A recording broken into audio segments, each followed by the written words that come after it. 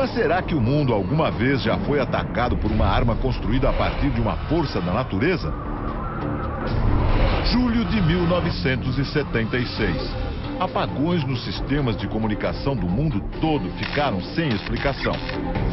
Uma estranha frequência causou interferência em transmissões de rádio, televisão e telefone nos Estados Unidos. Jerry Smith é autor de um livro que trata das armas climáticas. Segundo ele, os cientistas norte-americanos descobriram que o sinal secreto vinha da então União Soviética, o auge da chamada Guerra Fria entre as duas maiores potências mundiais. Fotos de satélite mostram um gigantesco radiotransmissor russo.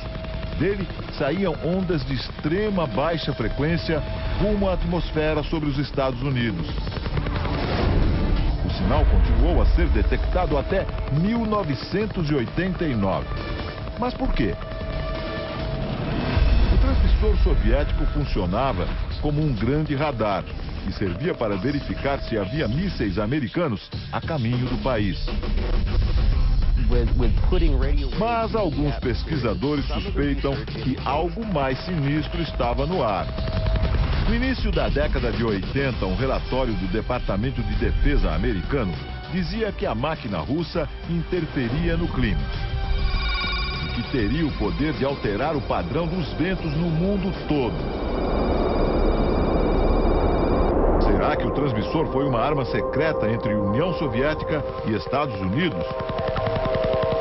O fato é que, nessa época, algo muito estranho aconteceu. De 1987 a 1992, o estado da Califórnia passou por uma das secas mais dramáticas da história. As lavouras secaram e o gado morreu. O preço dos alimentos subiu vertiginosamente e a população ficou aterrorizada. Os especialistas em clima disseram que a causa foram as altas temperaturas que impediram a entrada de umidade na região, um fenômeno fora do comum para a Califórnia. Normalmente, os ventos de grande altitude levam a umidade para a costa dos Estados Unidos. As setas indicam que os ventos sopram sempre para o leste.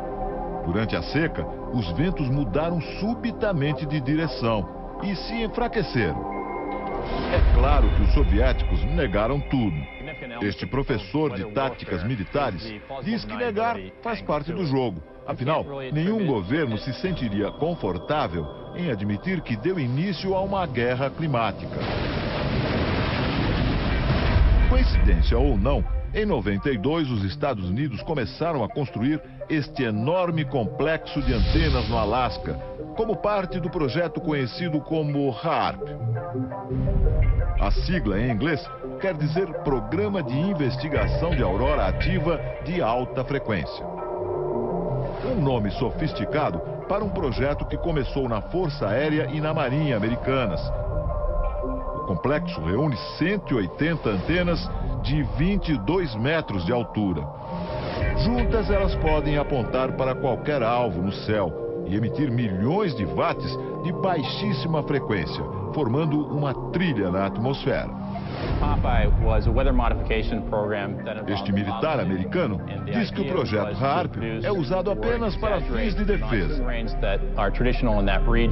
Mas uma outra teoria apareceu. A intensa energia jogada no céu pelo HAARP poderia ser um dos fatores do aquecimento global e das mudanças climáticas. O cientista Nick Bejic acusa o governo americano de sonegar informações e garante: as pesquisas do HAARP são utilizadas, sim, para provocar mudanças climáticas. Quando as ondas de baixa frequência atingem a camada mais alta da atmosfera, elas criam um espaço vazio e mudam a posição das áreas de umidade. O cientista simula o efeito do HAARP em laboratório. Ele produz uma nuvem dentro de um tubo. Embaixo da nuvem há um transmissor de ondas de baixa frequência extrema. Quando as ondas são emitidas, a nuvem se move para o alto do tubo e leva junto o vapor. HAARP é apenas um dos transmissores instalados no planeta. Há outros 20 centros de pesquisa semelhantes que funcionam em lugares secretos.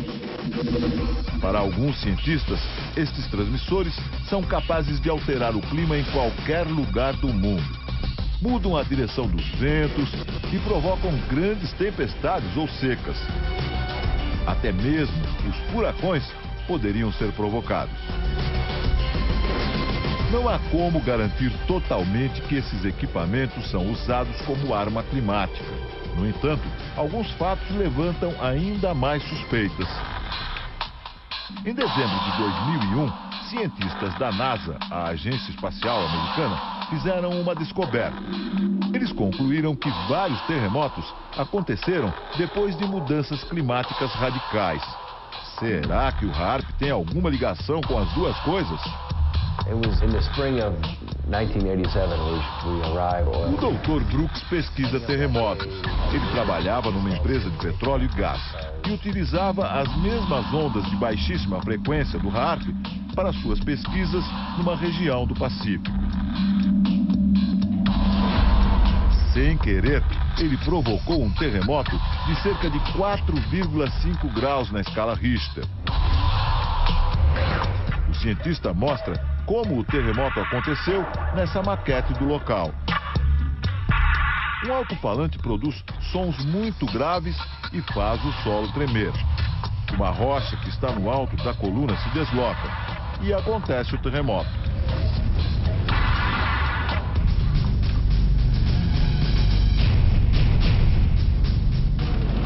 Várias teorias afirmam que o HAARP é responsável por terremotos em territórios inimigos dos Estados Unidos, como o Irã e o Afeganistão. Alguns afirmam também que o HAARP está ligado a um estranho fenômeno que ocorre no céu. Nos últimos anos, estranhas formações de nuvens aparecem nos céus do mundo e continuam aparecendo. Parecem apenas jatos de fumaça deixados por aviões. Só que eles permanecem no céu por muito mais tempo. Às vezes por algumas horas, às vezes por dias, e formam nuvens artificiais. Nuvens que alguns pesquisadores chamam de rastros químicos. Chemtrails are deliberately sprayed by high-flying. William Thomas é autor de um livro sobre o assunto. A teoria dele é que esses rastros químicos são utilizados em conjunto com a HAARP.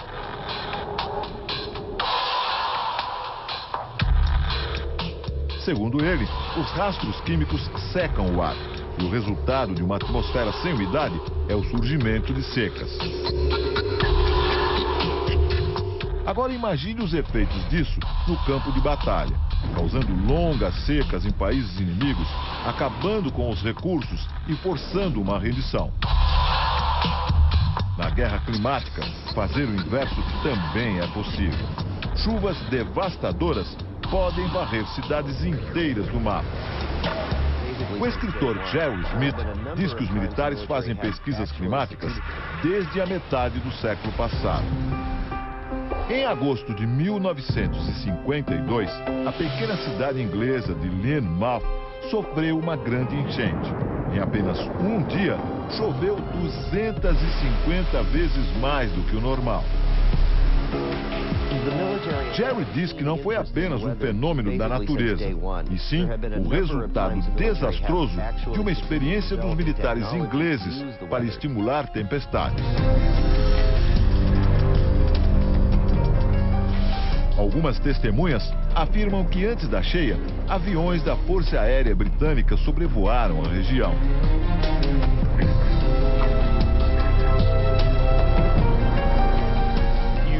Nick Pope afirma que há relatos de que os aviões faziam manobras estranhas e lançavam produtos químicos no ar, e que muitos documentos dessa operação desapareceram dos arquivos.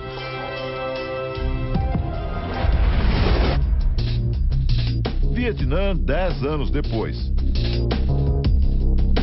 No auge da guerra, em 1966, outra experiência climática teria acontecido.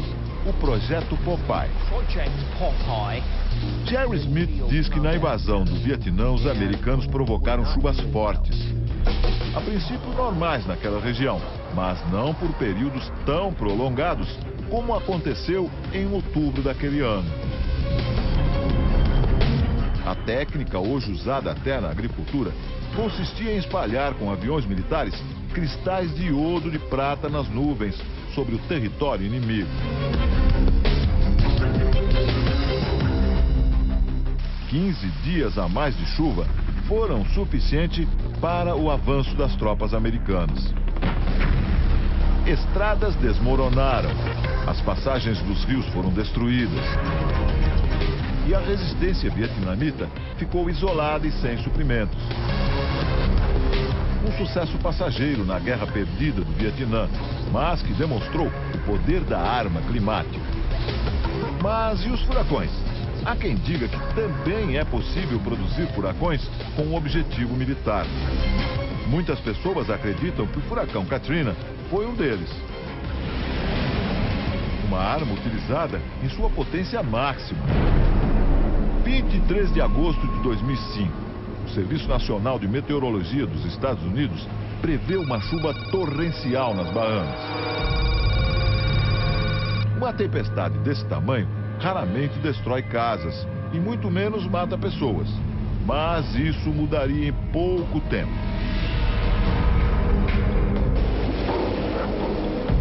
O furacão Katrina se tornou um dos maiores desastres na história dos Estados Unidos. 1.800 pessoas morreram. O governo gastou o equivalente a mais de 160 bilhões de reais para reconstruir a região.